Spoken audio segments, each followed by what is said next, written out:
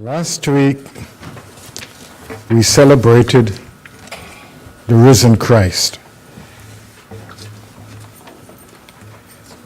And we left here, I know for me, I left here feeling high. And I felt, well, I'm on the right path. Did you feel that way? Yes. And what happened during the week? You still feel that way? Yes. All right. That's good. Well, it didn't happen for the disciples in Jesus' time, and they spent 3 years with him. Our human nature is such that after having a euphoric moment,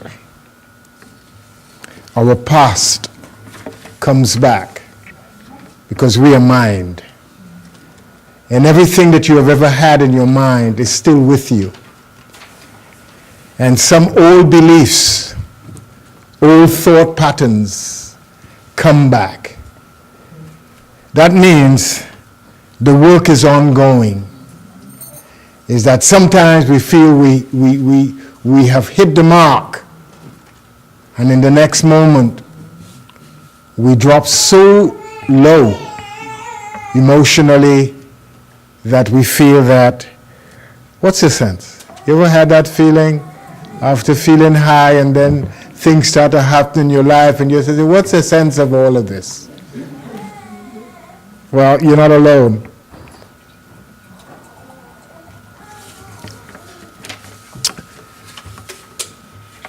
In Genesis 1, we're going back to the beginning to understand. So this is a class. If you have pencil, pen, or paper, you may start to write. I'll give you some time to go into your handbag, or if you're at home, to go get a pen and a piece of paper.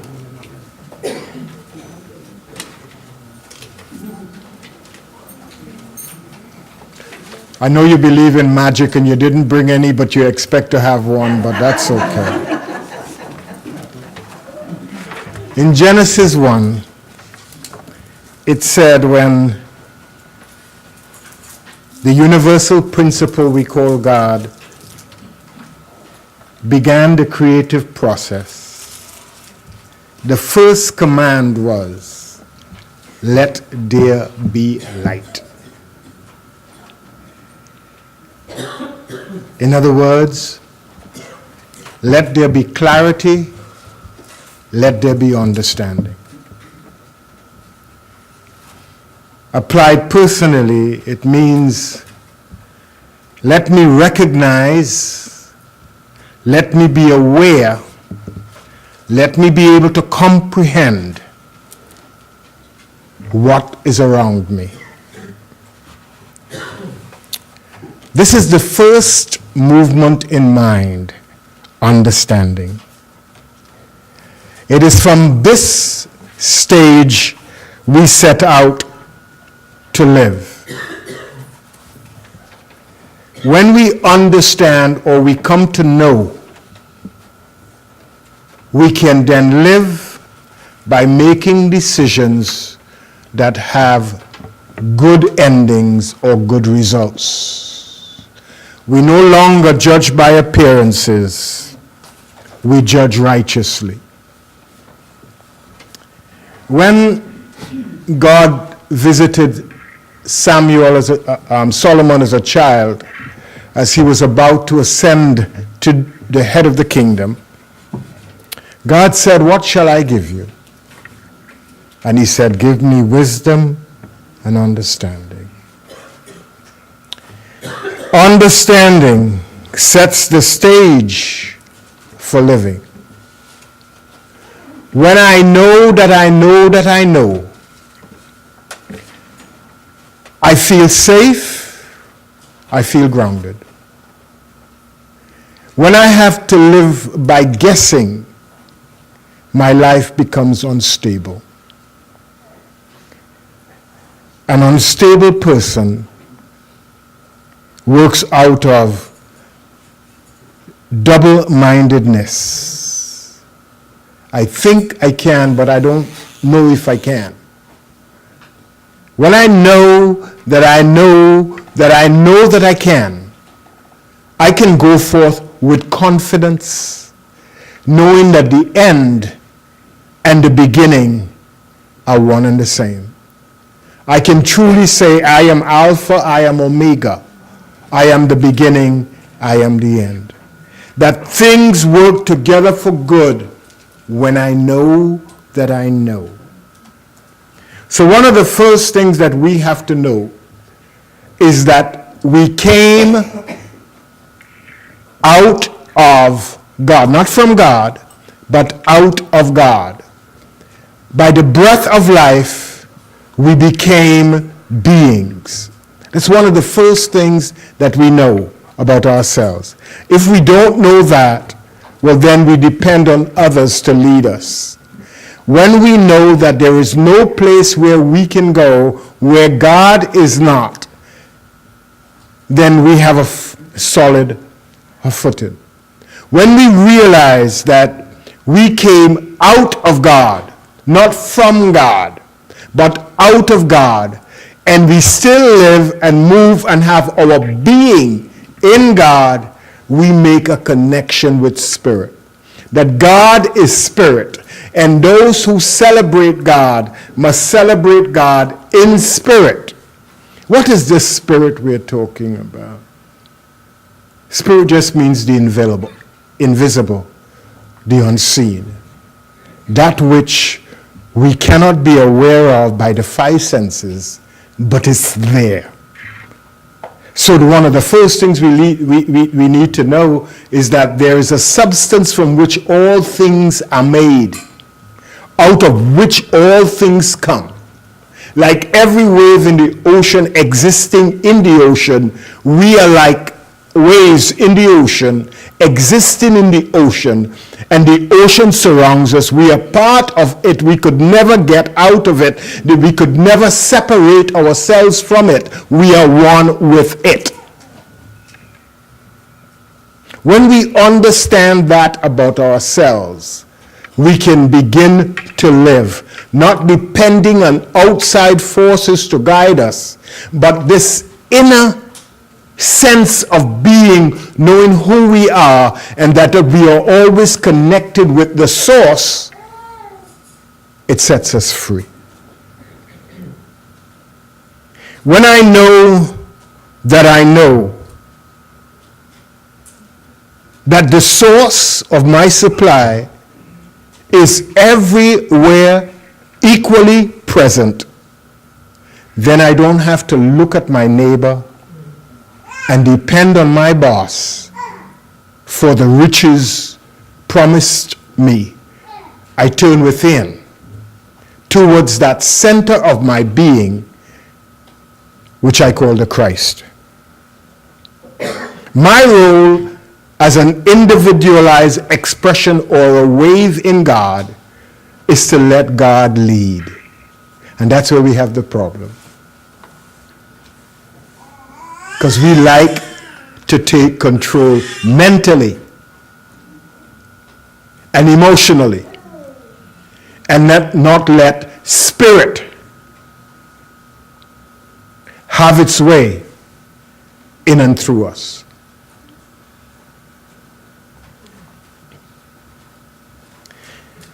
Our role, like the wave, is to be formed, to experience ourselves in the form, and just disappear. But we have ego. Says I am, because I could recognize myself as somebody. And then I could give myself labels. And then I could give myself power out of these labels. And then I feel I need to control. And once it works once, I feel, well, it has to work all the time because I am the master, I am the boss. Not realizing that of myself, I can do nothing. It is the Spirit or the Christ or the I am presence or God in me that does it through me. You realize the wave cannot stand by itself. The wave rises up in the ocean and ends back as a part of the ocean. Isn't that nice? Can you imagine yourself right now as a wave in the ocean? You can be as high as you want, but it will all come back down and end up in the ocean. And there's no separation between you and another wave. It's so important to know that you and all waves are equal, because you have the same beginning and you have the same end. From whence you came, that's where you're going back. Isn't that nice to know? Yes. So when they play haughty, you just have to let them be. You just have to realize they have a right to understand themselves according to their understanding. But when I understand that all creation is one, all creation are in unison with God or the source, then I could keep on flowing without having these complex thoughts that cause me to struggle and try to figure out who I am. Who am I? An expression of God. A wave in the ocean that I call God. That's all I am. And it's nice to know that, because it brings humility. You know what humility is? The awareness of knowing I know nothing. That wherever I am there to come to know for that moment. And when that moment is past, I make myself open again to come to know a little more, to live out this moment. That's humility. So I never come knowing. I come with an understanding mind, seeking to know. Seeking always to know. Meaning I'm always open and receptive to come to know. For I know nothing. It's amazing how we feel we have to conquer others to show our supremacy, not realizing we are already supreme beings. And you don't have to conquer anything or to rule anything. You are already the ruler of your own experience. Isn't it wonderful to come to know that? But because we judge by appearances, we judge by the outer translations that we give to the universe, we believe that when I look at someone, because that someone is, according to my definition, whatever, I believe that that person needs to be worshipped. Do you worship your spouse?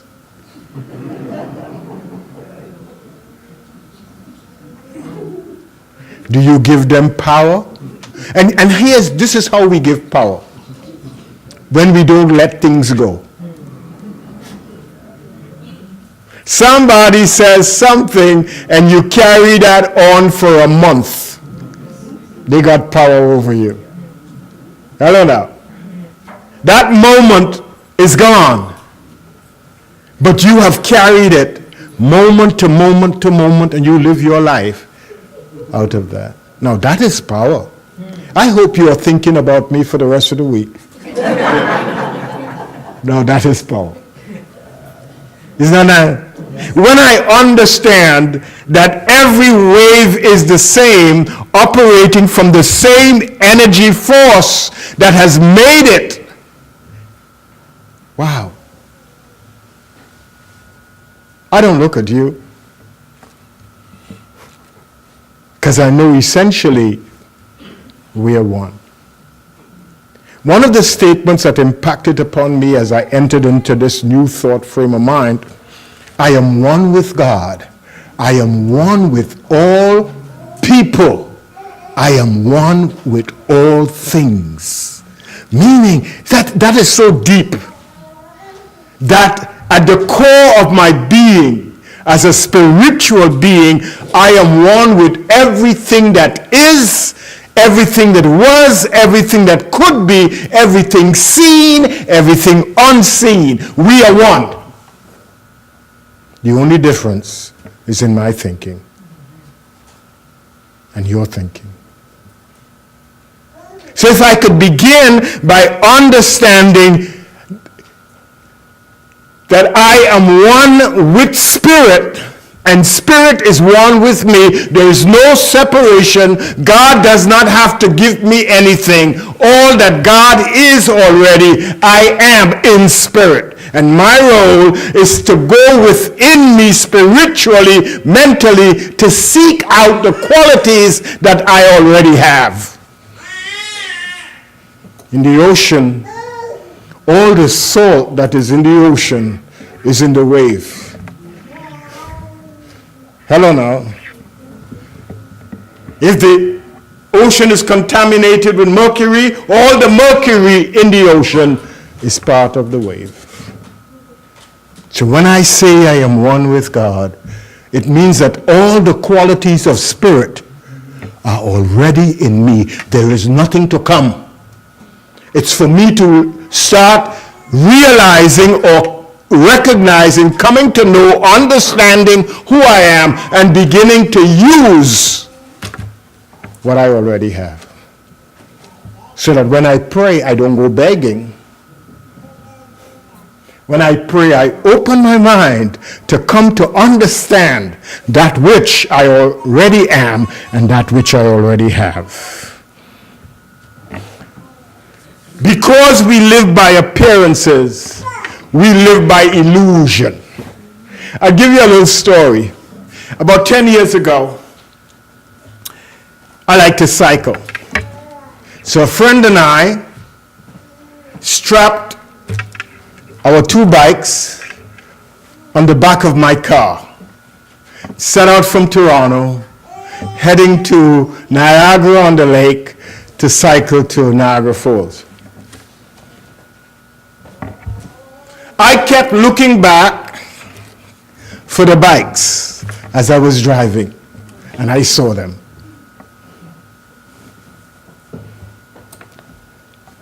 Somewhere in Burlington, I looked back, and the bikes were not there.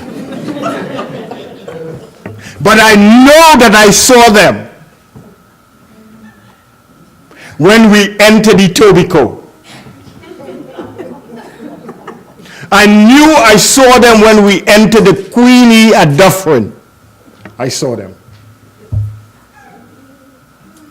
So in Burlington, when I did not see them, I traveled the whole highway from Dufferin to Burlington, back on the other side, to see if they had fallen off on the highway. I know, and I am telling my friend, I saw them. I know that I saw them. They were there. 5 minutes ago when I looked back, they were there. We went to the OPP station in Burlington. Nobody reported anything. We went to the one at Highway 10 in Mississauga. Nobody reported anything. We gave up our trip and decided I'll drop my friend home. As I dropped my friend home coming down the street, the two bikes, what you think you see and what is before you is created in your mind. If you believe that it's there whether or not it's there physically, because we do not see with these eyes, we see with our minds. And our minds are constantly creating illusions, which we have come to believe is the truth. This is why Jesus said, judge not by appearances, judge righteously. How many people have we accused of doing things which they did not do? Because we in our minds have translated what they have done into what we think they should have done, and believe that what they should have done is what they have done. Oh, it's so true. Our minds are set up to create. Our mind creates. To create is to shape and form according to your belief. Our minds are set up on faith and love, or either on fear. When we see anything in front of us, those emotions help us to shape the things in front of us. Just helping you here this morning. Our eyes are traitors, they are liars. We see by our minds. And what you believe is there for you and you alone. Illusion, the mire, the things we create out of this substance, because all we have before us is the substance we call God, and we create. In the beginning there is nothing, and we have the power to create out of the nothingness what we believe we have need of. Whether it's there or not, we believe it's there. Help me this morning. But I could only tell my story. You keep believing it's there and live by illusions. So one of the things that happened to Jesus is that Jesus was crucified. Many of his disciples believed that he had the power to resurrect. And to a lot of them, he resurrected. Some of them, when he got crucified, went back to Galilee, to his hometown, not expecting him to resurrect. We resurrect in our minds. Miracles happen in our minds. If you believe it can be, it will be. If you believe that you can be healed, it's not the doctor performing the surgery that heals you. It's you and your belief system. If you don't see it before it happens, it cannot happen. So many surgeries are done, some die and some live. Believe, all part of that dynamic. So the surgeon working with you creates health for you. If you don't work with the surgeon, you will go in and come out the same way you went in. Illusion is what it appears to be. The truth is that all of us, like the wave, live, move, and have our being in God, and God is absolute good. So choosing not to be absolute good is your illusion.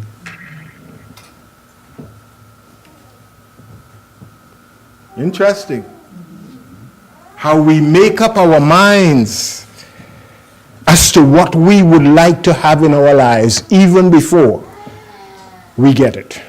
And when we get it, we say somebody brought trouble into our lives. But our minds are made up to create. And we create what we think we need to have. So, it is said that in John 20, the disciples, some of them are gathered in the upper room. The upper room signifies a consciousness of prayer.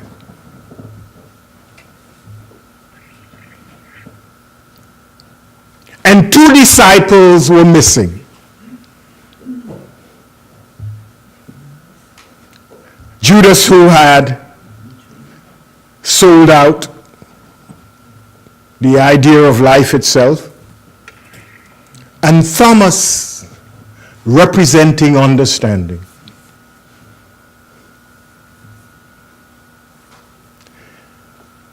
And Jesus, or the Christ, visited the disciples, but Thomas was not there. And when they told Thomas about Jesus being there, you nuts. How can a dead man come visiting you? It's too early in the morning for you to be drinking.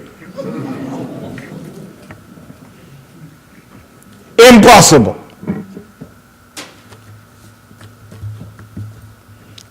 Several days again, they were in the upper room, and Christ or Jesus made an appearance, and Thomas was there.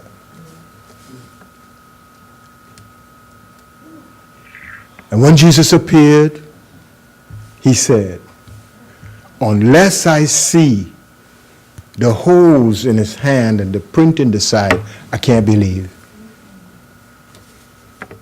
Does that happen to you often? Show me the money. You've got to see the manifest product before you invest in life. Does that happen to you? O ye of little faith. Faith is that in us that allows us to see the future, but we must believe that we have it. Jesus said, when you pray, believe that you have it. Not to expect it, that when you pray, you believe that what you are praying for, you already have. You know why? Once you could see it in the mind, you have it. Having is not the physical. Having is having the idea or the invisible notion or the picture that you could take with you for the rest of your life and produce it whenever you need to produce it. It is not the thing that is important. It's the idea out of which the thing is made. If you have that, it's the recipe that is important, not the flour. If you have the flour and the milk and the yeast and you have no recipe, you're going to make a rock.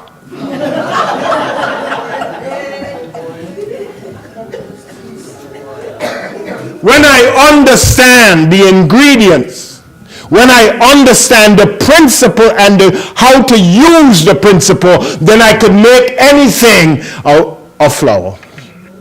Bianca is good at cakes, but before she was good at cakes, I was the one who was making the cakes.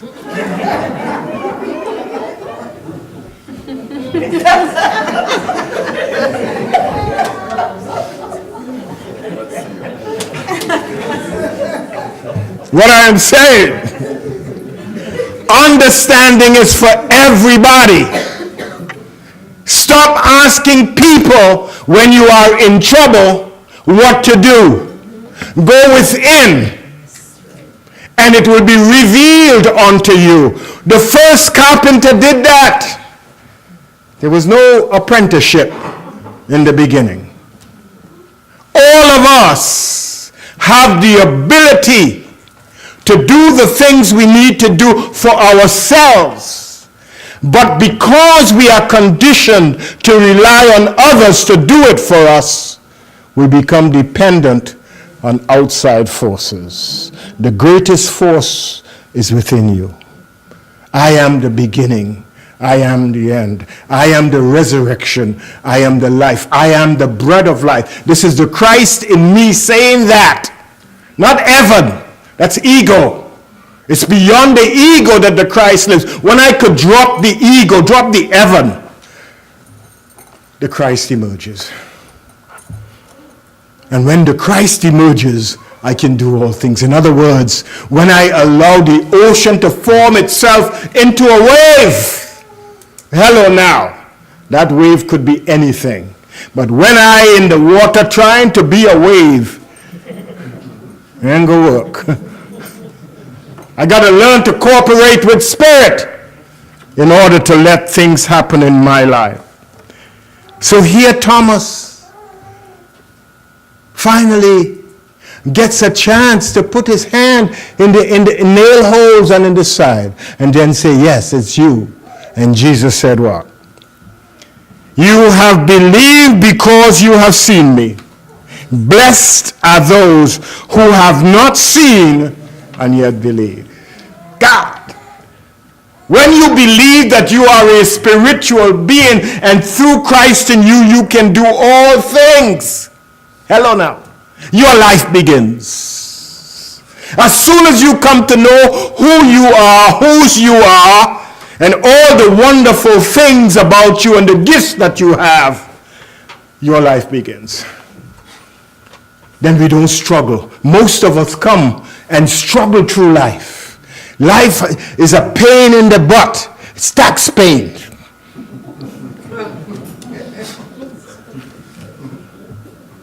When we realize that all that we have need of is in this spiritual element of which we are made, because there's a substance in the universe from which all things are made, and that substance you may call God, Allah, whatever you want. It is the pure essence of my being.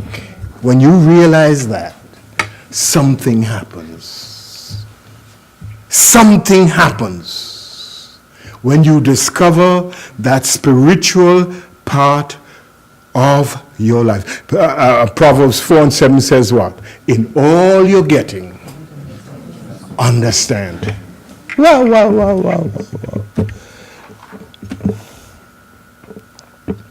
I learned something when I was in high school. Two things. Principle, practice. Principle, practice. Principle, practice. Principle, practice. If you have the principle and there's no practice, no understanding. Practice brings wisdom. Wisdom leads to understanding. So some of us just take this new thought stuff and repeat it. Information or knowledge is not wisdom. It is not understanding. Wisdom is proven.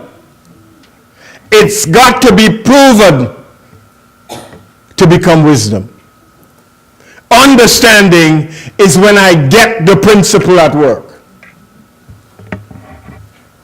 Information or knowledge is all around us called the internet.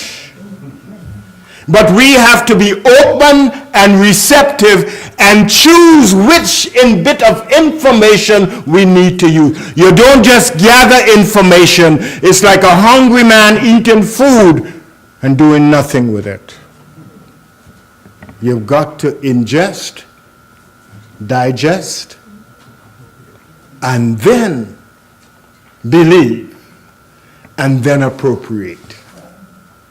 You just don't hear it and say it's true. Where did you get it from? I got it from a book. That's what a lot of us do, right? I believe in that author, and whatever that author says is right. Pied Piper. You're going to end up the same way like most of them end up. Rich, unhappy, dissatisfied. Wisdom and understanding can only come when these qualities in us are spiritualized. To spiritualize a quality is to realize it is already within you, waiting for you to use it, and use it wisely. It's not everything we use wisely. Some of us don't even use the quality we call life wisely. Wisely, it means to use it justly. This life that we have is pure energy. Energy could be consumed wastefully. It could be managed carefully. And it can be used to bring success and abundance into our lives. Do you realize that money is energy? That's why it's called currency. It flows in and out.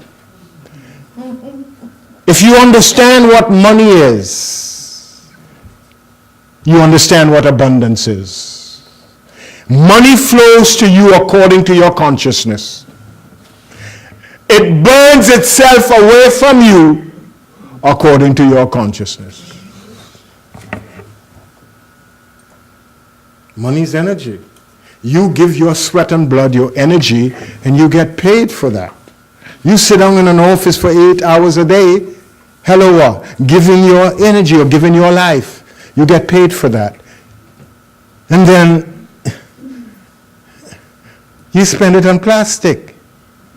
Pretty plastic that has no value but that of a disposable water bottle. But it looked nice. And then 2 days after, you don't want that anymore. Another piece of plastic.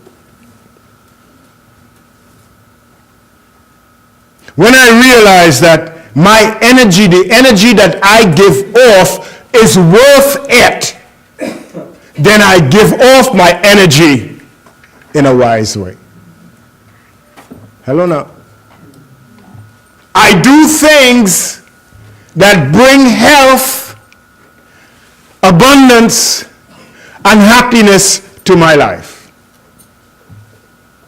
So my energy is not consumed whimsically just because I have it. Because sometimes when we have a $5, man, our legs, in our pockets, our legs start to burn. Get rid of me. Anything. Judge not by appearance, especially in our society. Everything is coated with a shiny stuff. When we look, and then they tell us, if you don't get this watch, you're in trouble. It picks up your heartbeat. It knows when your nails need to be clipped.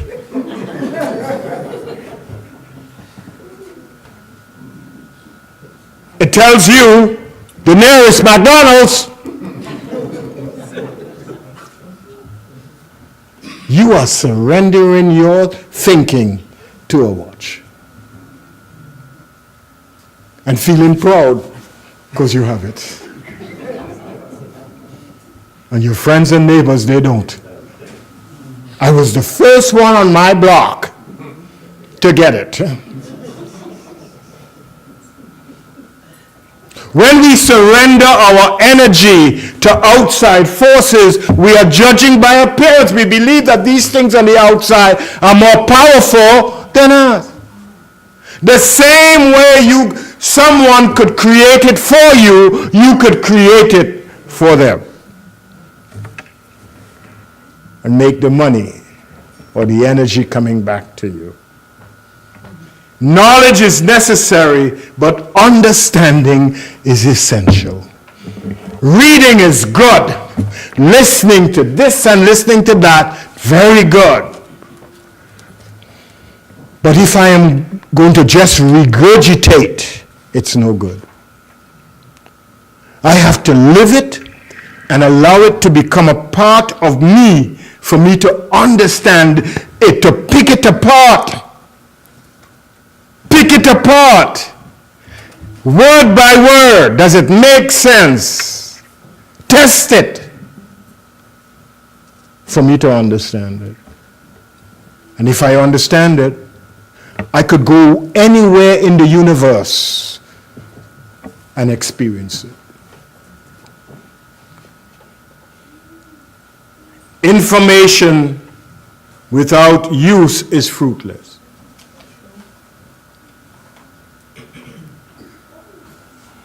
You remember around Easter time, they used to have these rattlers? A lot of people are like that. Rattle, rattle, rattle, rattle. We call them jawboners. Can't keep the mouth shut. But when time comes for testing and proving, they fall short. To know is not to have it here, but it goes down into your subconscious and becomes a belief. When I believe it, I know. That's why when Jesus was asked, what is the greatest of the commandments? He says, love the Lord thy God with all your heart, with all your mind, with all your soul, with all of you, with all your strength. That is meaning what? Examine the idea of God for yourself. What does God mean to me? Not what somebody told me.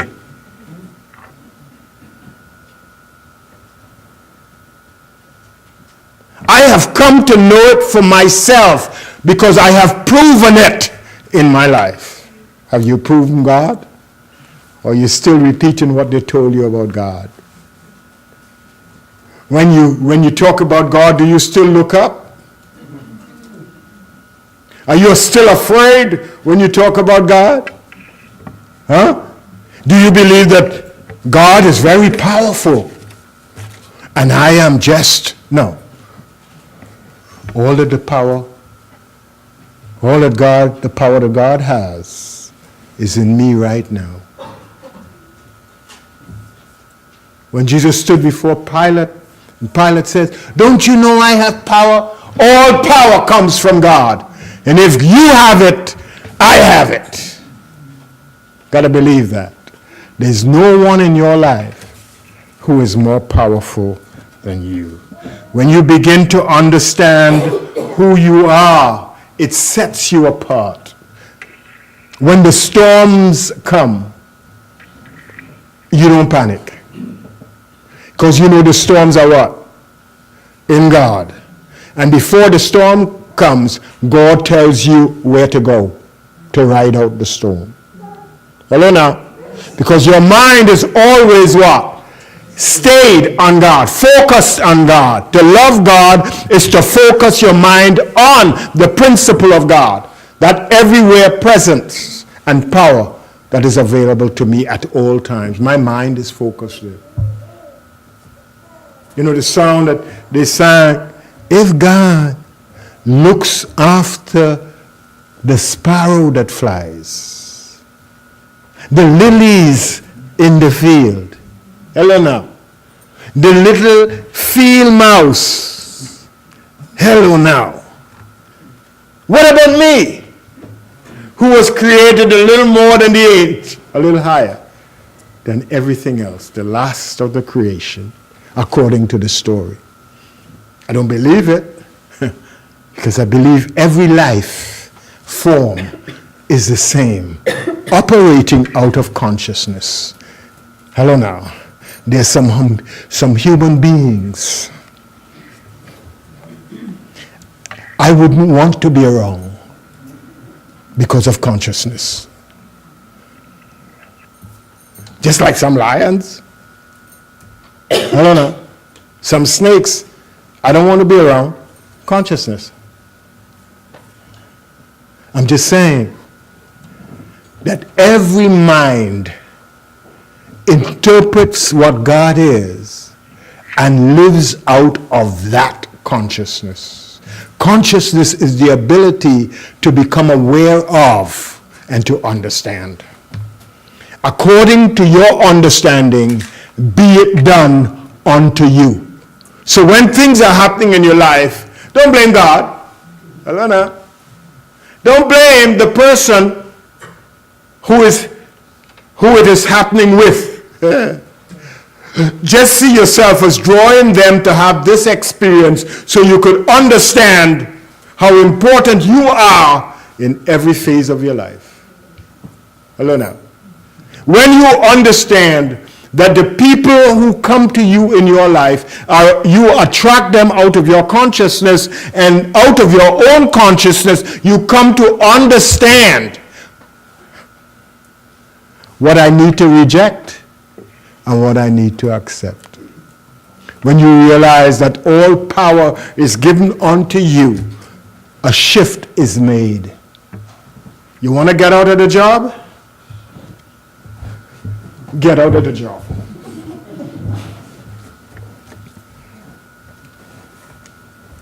You want to end the relationship? End the relationship.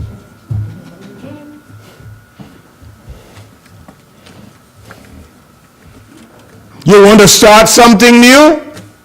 Start something new. That's how easy it is. Don't let the emotion of the past override the ability to create in the now. Walk away and live. Stop staying and suffering, because you are only staying because you believe that person or that situation or that thing has power over you. When you realize the universe is about equality, every man, woman, and child, every life form is one. Hear, O Israel, the Lord thy God is one. There's no separation. Accept that about yourself.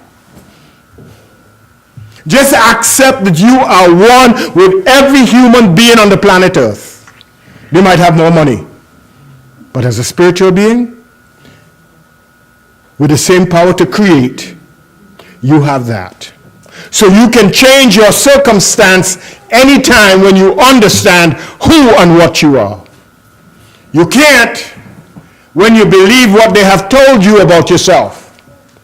When you look at others and believe because they're bigger than you, taller than you, apparently dressed better than you, you're worse than them, something is wrong with you, you're sick. So, I'm sorry. Wrong word, sorry, you're not sick, you're stupid.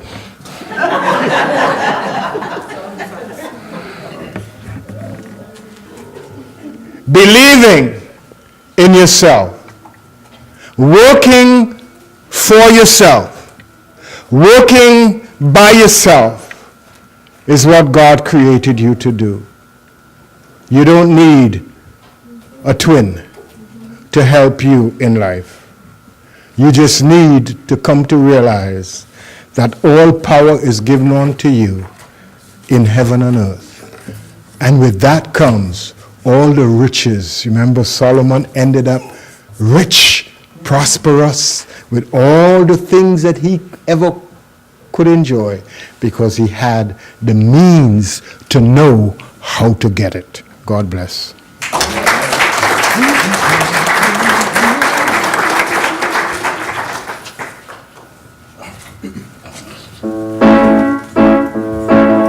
So we sung a song back in January that people really liked, so we're going to do it again. And I think with all this stuff happening in the world, it's a good little reminder. So hope you enjoy it.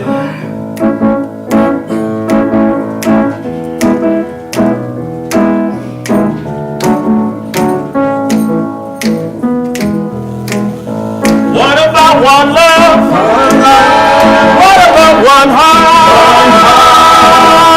Let's get together and feel alright. Let me hear you say it. One love. What about one heart?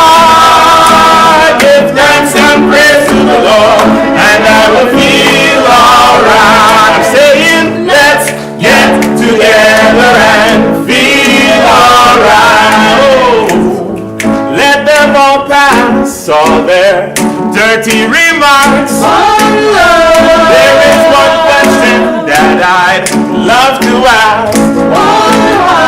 Is there a place for that hopeless sinner who has hurt all mankind just to save his own beliefs?